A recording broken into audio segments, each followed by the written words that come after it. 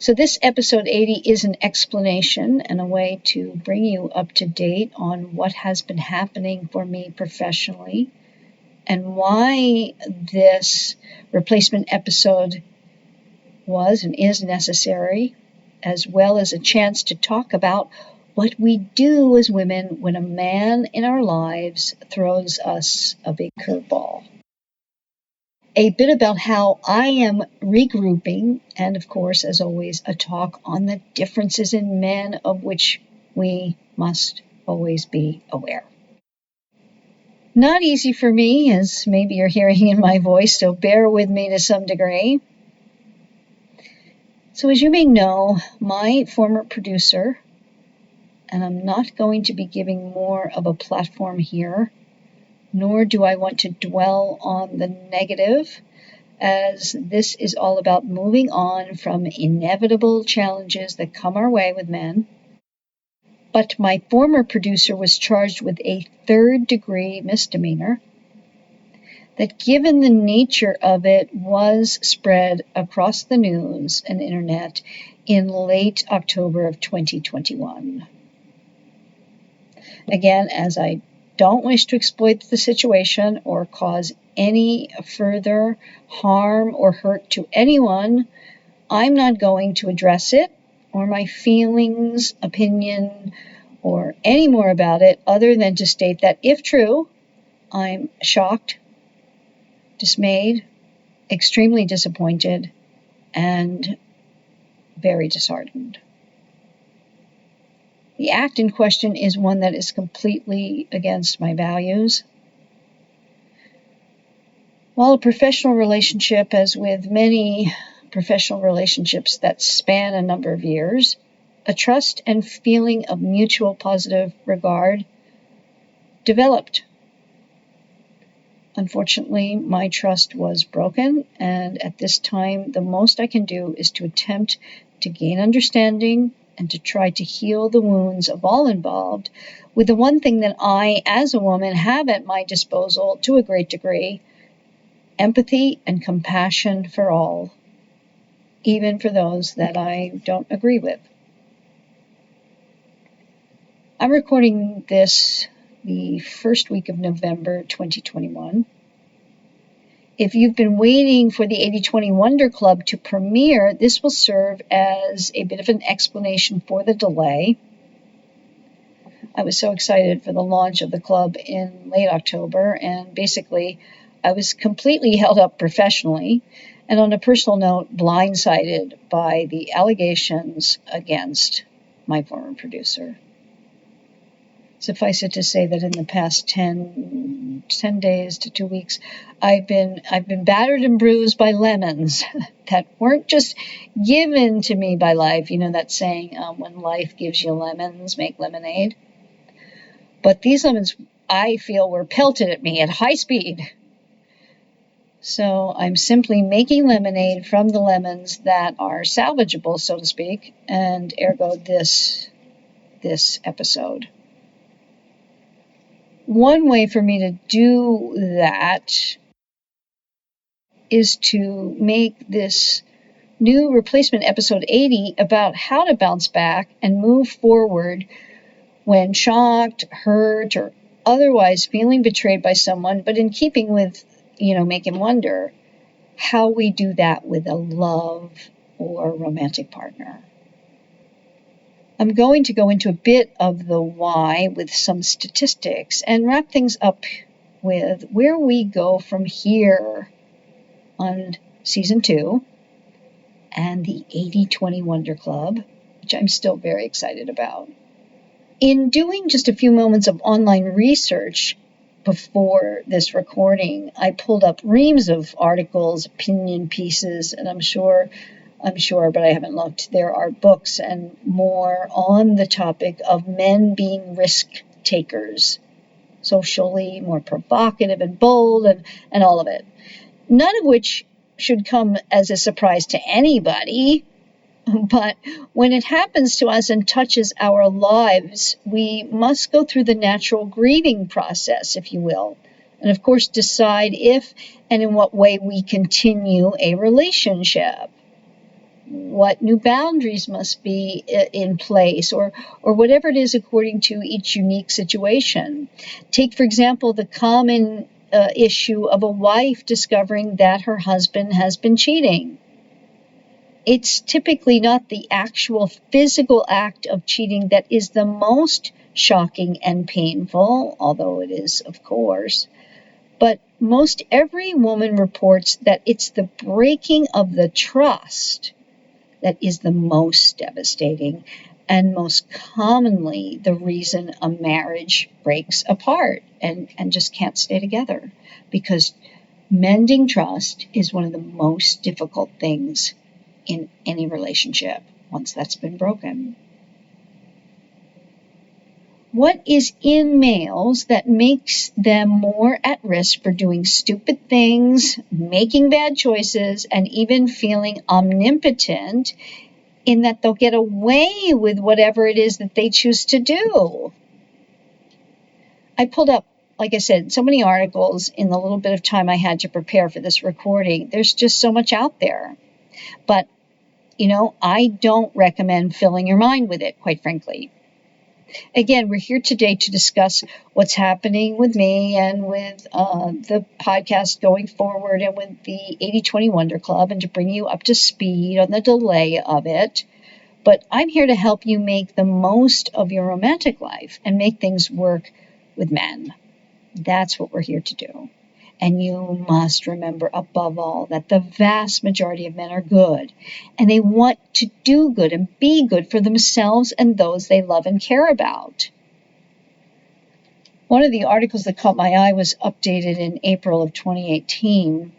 Frankly, it wouldn't matter, though, when it was written, because I believe all that is in it is simply fundamental and as unchangeable about the differences in the male and female brain. It's titled, "Why Are Men More Likely Than Women to Engage in Misbehavior?"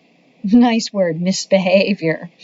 So I'm going to read a lot of it here and give my commentary, and then I'll wrap up with where I am with the 80/20 Wonder Club and where you can go to connect with me and get more info on it as we go from here. Hello, wonderful Wonder Woman. So glad you're listening to this last episode of Season 1 of Make Him Wonder. And I thank you for your patience during the transition I discuss in this 80th episode. I believe women are love in the world and deserve to have the love that they desire. It's why I created my 80/20 Wonder Club. And while it's taken a bit longer than anticipated to launch, there's always good that comes from things that are seemingly not so good. As life has been giving me lemons for the last few weeks, I've had time to come up with additional benefits of the club that will benefit you on your journey to love and happiness. So because I'm thankful, what better day to launch than Thanksgiving Day 2021? Yes, this Thanksgiving Day at 12 a.m. Eastern Time, the 80/20 Wonder Club will be launching, as I'm forever grateful for you as a wonderful, loyal Wonder Woman listener. Of course, I've extended the offer of just 80 cents for the first month and added a few new benefits. As part of your membership, you'll immediately have 3 new episodes, and former episodes in a labeled series for specific dating and relationship content by age and relationship status, an audio library of dating and relationship bestsellers with my commentary, and never-before access to me to ask questions. If you don't join, sure, you'll be able to listen to Season 2 the way you do now, but you'll only get 1 episode every 2 months. But when you become a member of the 80/20 Wonder Club, you'll have immediate access to months of new episodes, which will help you reach your relationship goals much, much sooner. The 80/20 Wonder Club will help you to stay mindful of being the Wonder Woman you know it takes to go the distance in love. Become a member of the 80/20 Wonder Club and commit to doing what works to get the committed relationship you desire and deserve. Go now to the 8020wonder.club. It's just 80 cents for the first month, and you'll be that much closer to making your dreams a wonder-filled reality. That's the 8020wonder.club. THE8020wonder.club. And I'll see you in the clubhouse.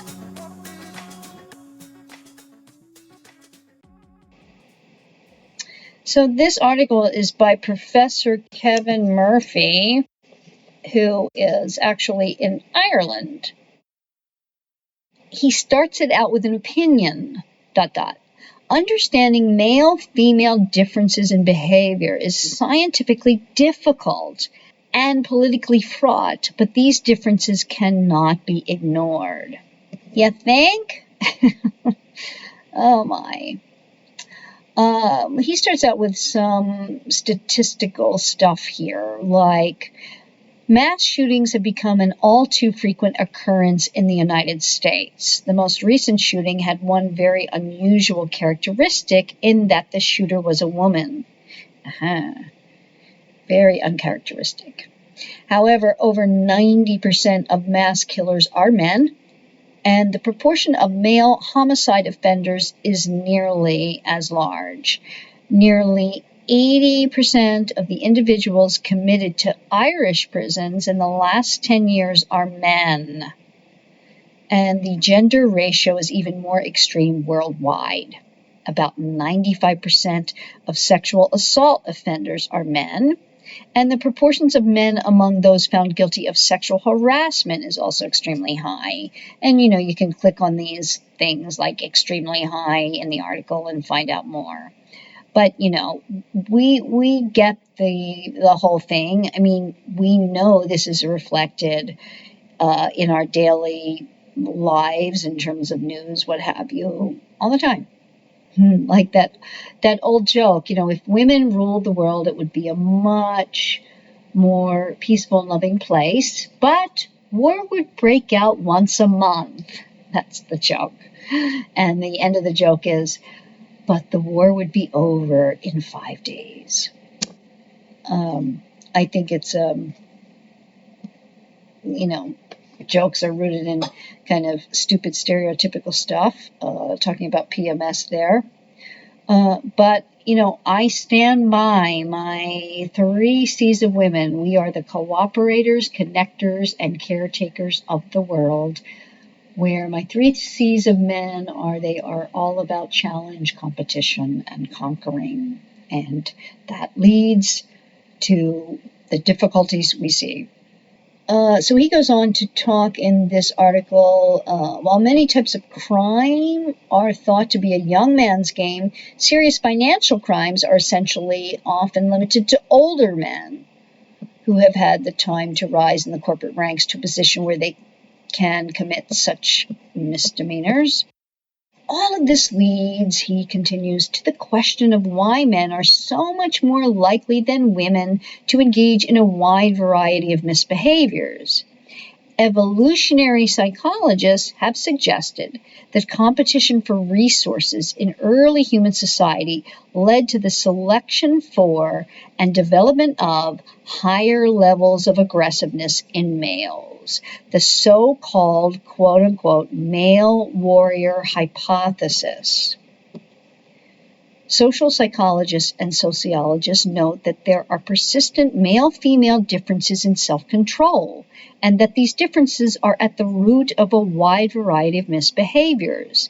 They also note that differences in the ways male and female sex roles are defined often give women fewer opportunities to engage in criminal behaviors, arguing that women are more frequently kept at home as a result of different types and levels of family responsibilities, particularly when children are young, and are often more tightly supervised.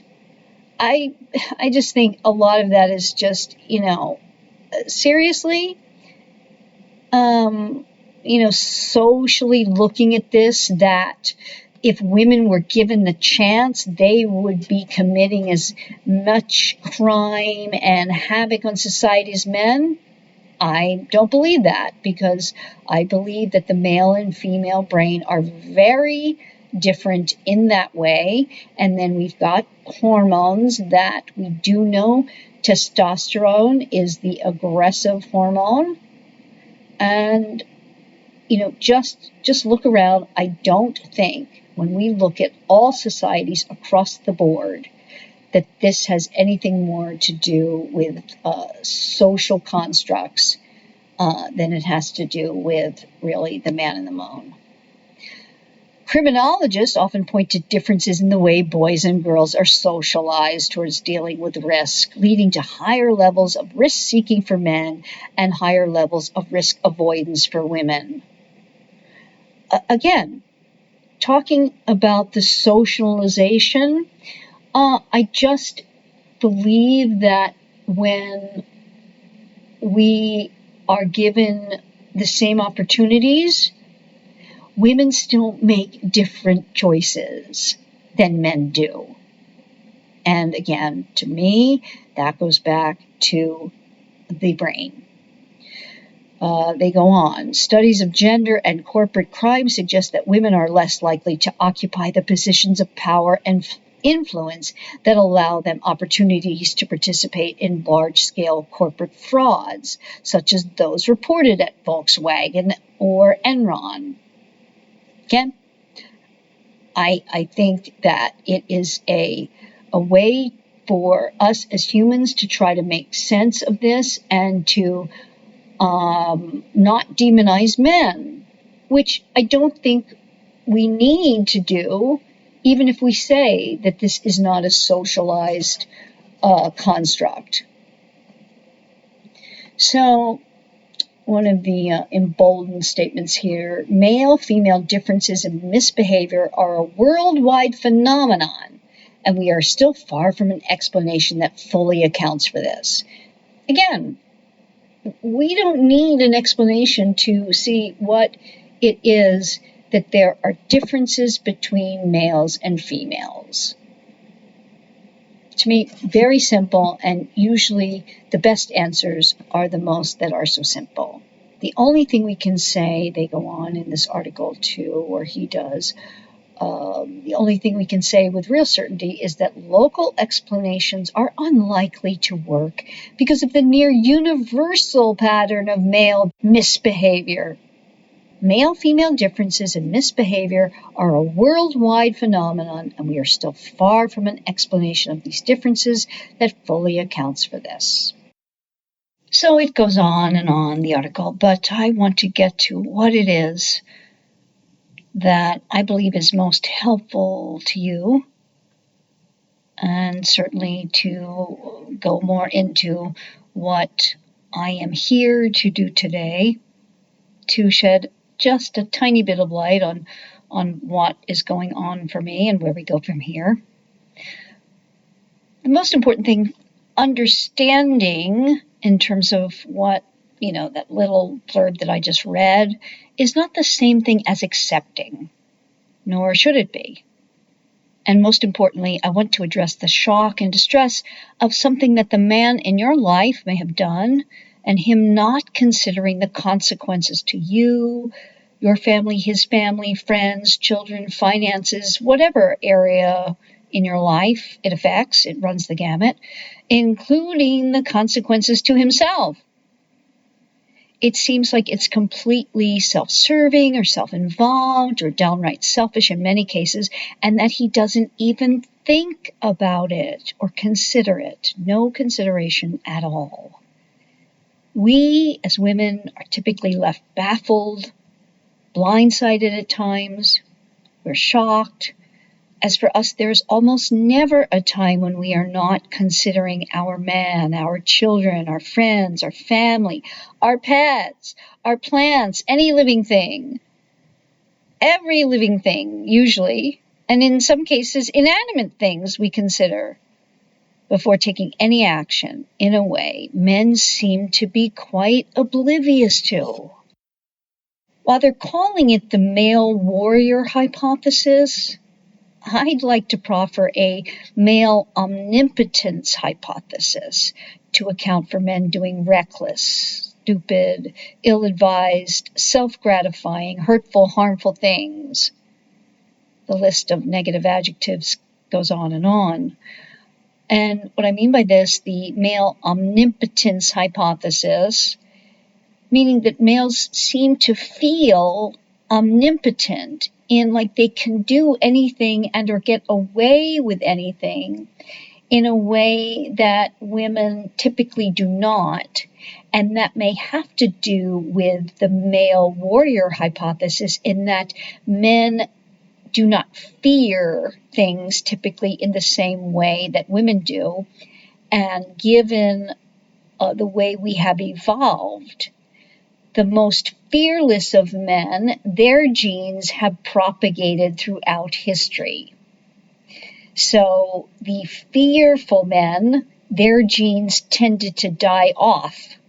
And fearless men, their genes, of course, because they were less fearful, they fought off marauders and protected us, and so our progeny continued on, etc., etc. And so just in a Darwinian fashion almost, the most fearless men have continued on with their genes continuing the species. Ergo, we still have fearless men today, but they don't go out into the wild usually and fight off marauders or hunt in the same way for food. And to continue us on, they do it in modern ways. So this is what we are faced with. So I go back to the difference in the male and female brain, of course, like I said. And our brains as females function mostly in what I call my 3 C's of women. We are all about cooperation, connection, and caretaking. So it's so hard for us to fathom how a man who loves us, who loves our family, our friends, our children, the life we have together, etc., would take action without considering all and the whole of things and the risks.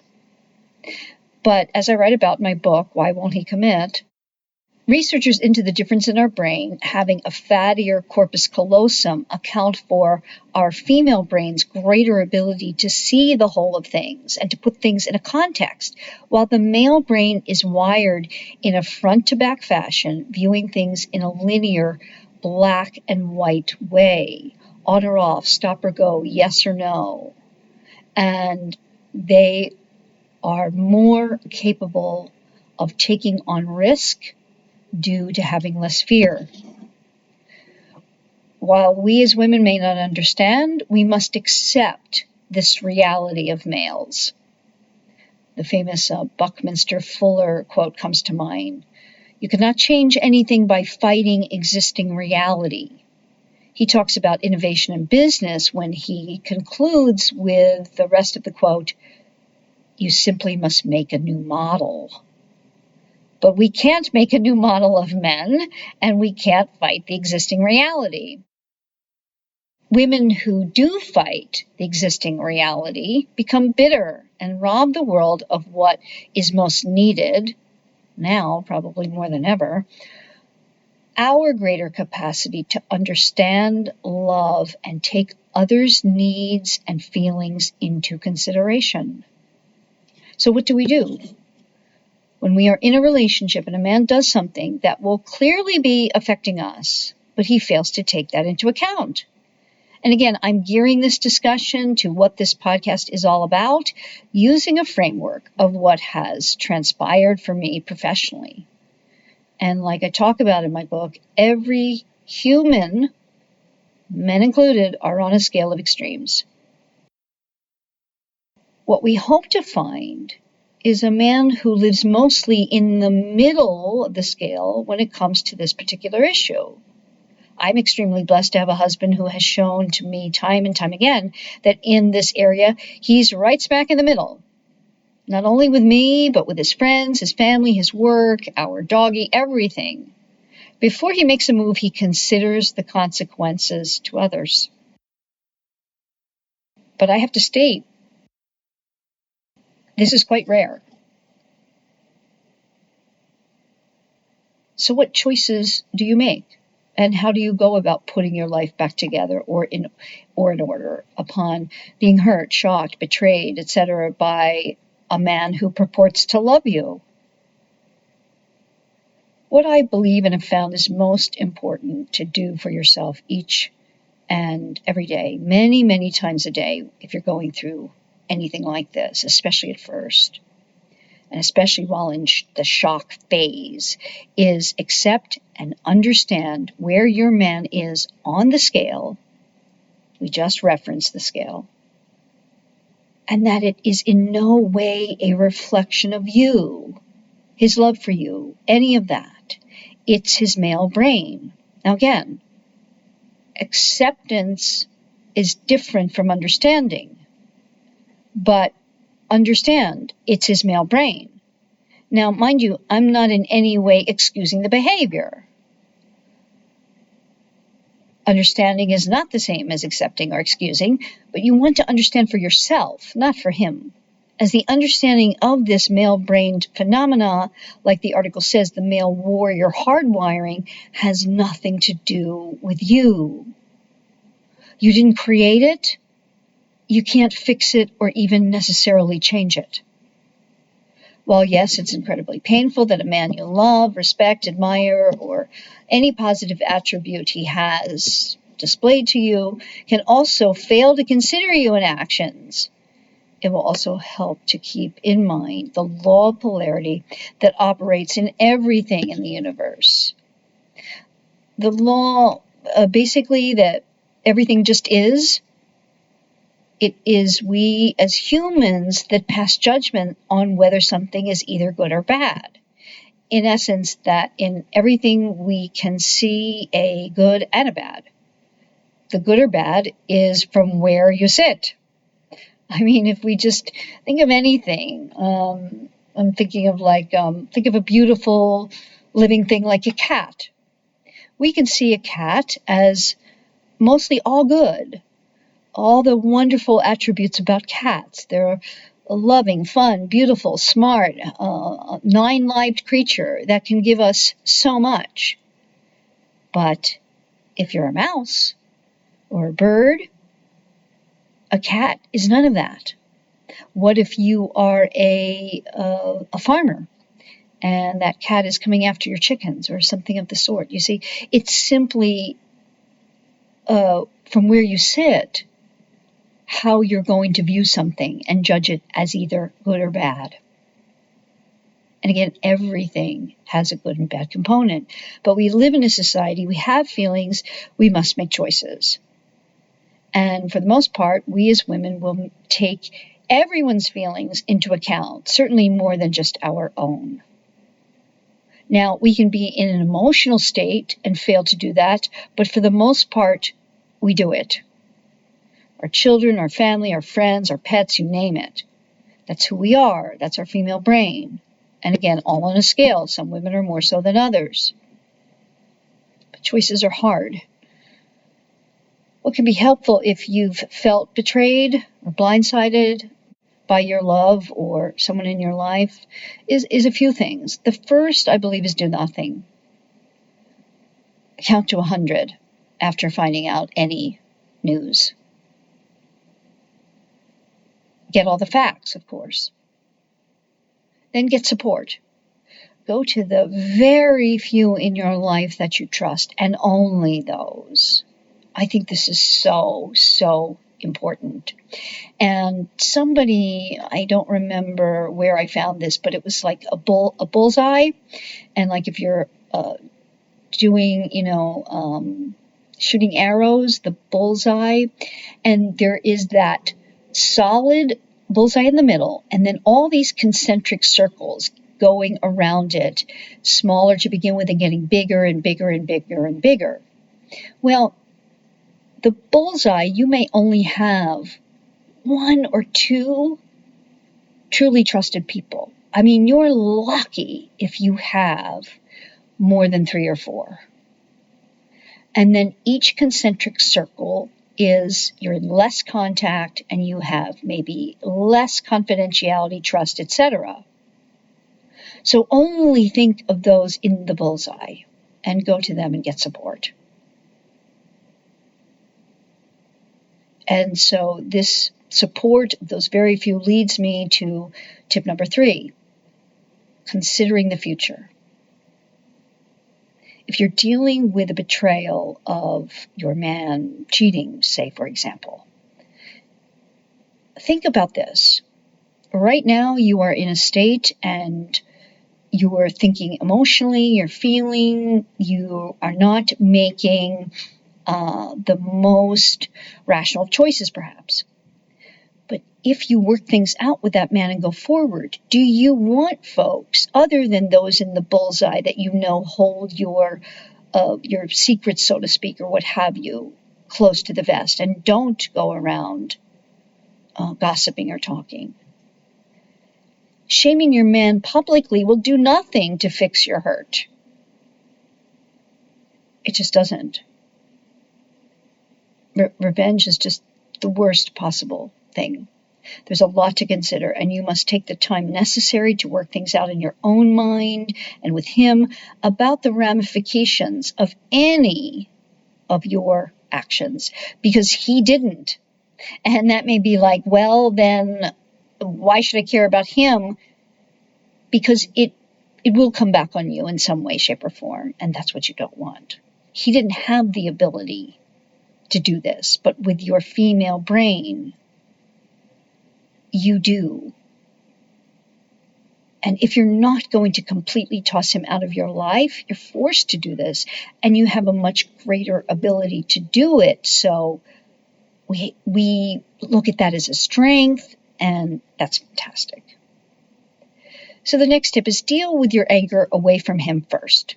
Don't interact with him at all if you aren't forced to by proximity. In other words, if you don't live with him, if you're not married to him, don't talk to him until you've had the time, the support, all of it that you need to deal with the pain, the hurt, the betrayal, whatever it is. The next is forgive yourself for quote unquote not seeing it. You are not clairvoyant. And many men, are really good at compartmentalizing. You would have no way of knowing. Crap happens to good people. Just because you trusted doesn't make you stupid or ignorant or any of the negative adjectives you might be wanting to attach to yourself at the moment. Why didn't you see it? Were there red flags, etc., etc.? That's quite like blaming the victim. And if you've been a victim of your male warrior, so to speak, know that you made choices from what you knew at the time. And most importantly, what he wanted you to know.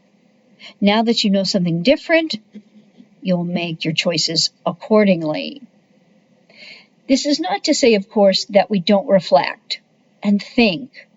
Were there signs, and what am I going to learn from this? Sure. That's what we're all here to do. Grow, learn, make different choices. The next tip, when you're in your darkest hour, in the early stages of discovery, affirm what you want for yourself, a la affirmations. Affirmations such as, I am strong. I am overcoming. I am an amazing woman. I am amazing in what I can handle. I am a Wonder Woman. God is with me at all times. My higher power is in charge. I offer this up to my higher knowing. I am prevailing. Life is good. Notice that all of these affirmations are in the present, not in the future. It's very important. All affirmations need to be in the present like it is done, not something that is going to be done. Make it now.